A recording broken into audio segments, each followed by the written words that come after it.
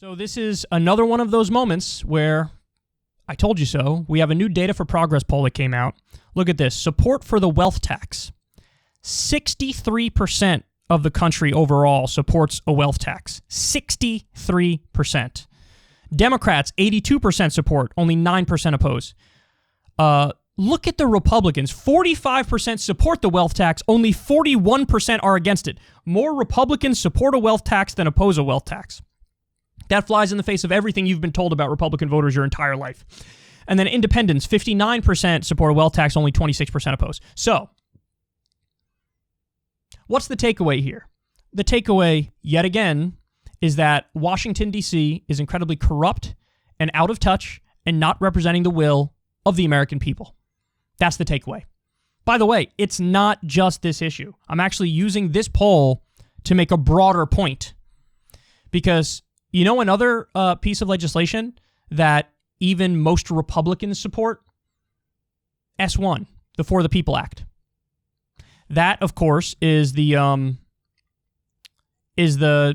democracy reform bill. So what's in that? Same-day voter registration, early voting, automatic voter registration, vote by mail, make Election Day a federal holiday, bans voter roll purges, paper ballots, cracks down on foreign lobbying and super PACs and dark money, makes the president and VP release their tax returns, bans gerrymandering.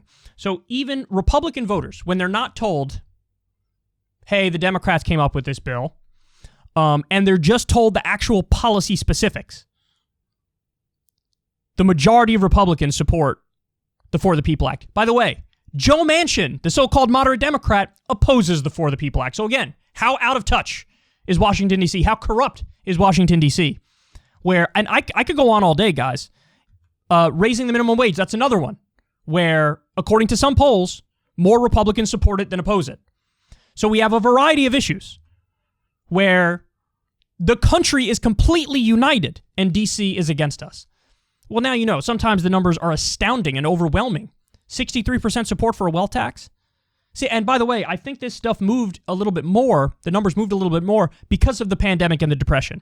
Because we've seen how many articles that say, you know, billionaires made billions more during this pandemic and everybody else was struggling massively.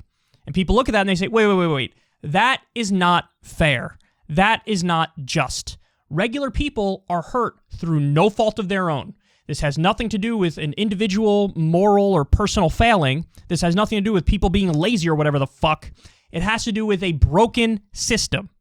Don't tell me the billionaires can make billions more and everybody else struggles and it's okay and it should stay like that. So, you know, this is a logical consequence of that. People are like, yeah, tax the rich. What the fuck are we doing?